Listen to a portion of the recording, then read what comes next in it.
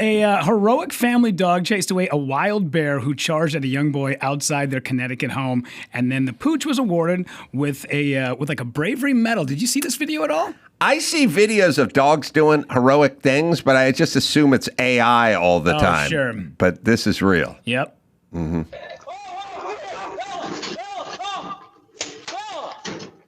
So the husky, the husky comes running in and clips the bear right in the ass, bites him in the back, Wow. and the bear runs under. And the original video that you see, most people didn't show this right away, but you just see the bear kind of running past the driveway. But when they show this angle, that bear was coming straight at that kid. Luckily, that dog was there. Yeah. Because weren't you just talking to somebody the other day about the difference between brown bears and black bears, where there's more attacks by brown bears, but if a black bear gets a hold of you, it's more than likely going to kill you, correct? Yes. Yeah. I think it's that way. Yeah. And I don't know if it's sheer numbers. It's like there are more blue sharks attacked, but if a great white shark gets hold of you, but I don't know if that's just because there's 10 times more blue sharks or how that works. Mm-hmm. But man, dogs are the best. Yeah. And I love watching videos of dogs doing, we call it selfless and heroic, but it's really just stupid shit. Like they're all id and instinct. They don't really. No. It's not like we decide to do stuff and then it's heroic because you decided to put yourself in harm's way. They're just reactive, but I love that. Well, I had an English Bulldog. His name was Paul. He died a year ago. And that dog, we got him because I was home. I was working from home after COVID and thought, I want a dog that's chill, that's nice, that's easy, that can still be a little bit rambunctious. And then it turned out he was just the laziest sack of shit ever. Yeah. Never fetched a ball, never sat, never shook paws, never did anything cool, just sat around and did nothing. So I imagine if a bear came piling in, because your last two dogs have always been they were kind of, like protective a little bit, right? No, but they had they could develop a motor. They didn't have any protection instinct. I never really put it to the test, but they, Phil wanted to spend a lot of time in the pool if he could. He didn't bark, so he didn't have the protection instinct, and that he really literally didn't know.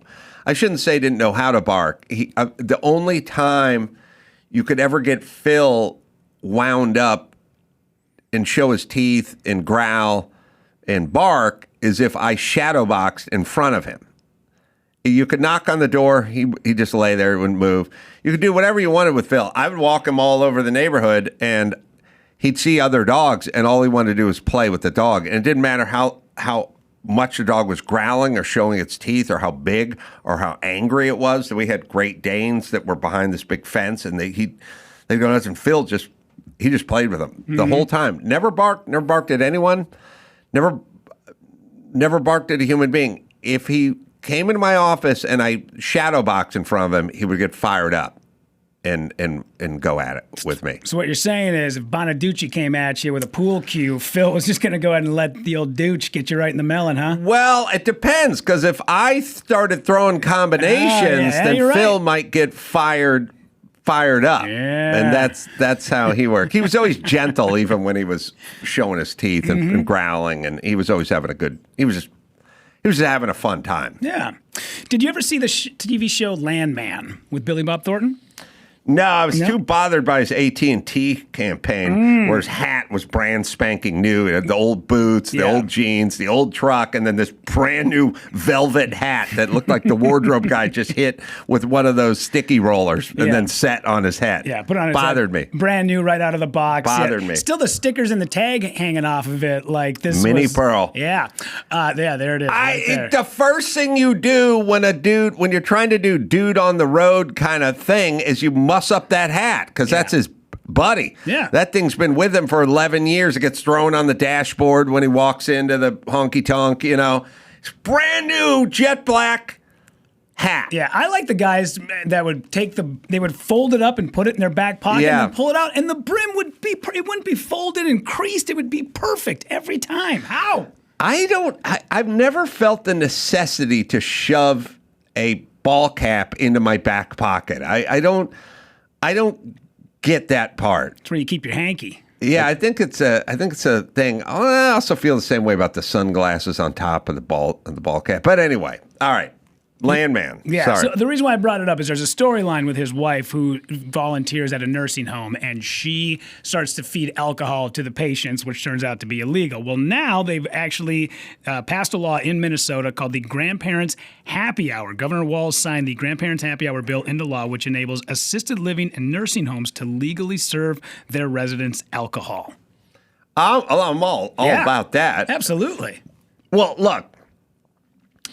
You lost your driver's license 7 years ago, so you're not jumping behind the wheel of anything. It should have been 15 years ago, but right. Then, you went full Paul Pelosi, and we finally wrestled that thing away from you. Then you are eating slop, and as anyone knows, eating slop sucks when you're sober, but it's better when you're drunk. Yeah. Like when you're drunk, that shitty institutional food is good.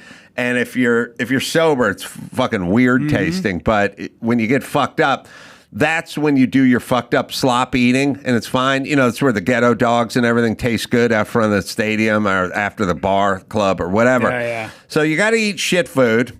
That's better with a buzz. You're not going to drive an automobile, so be it. Okay. What else?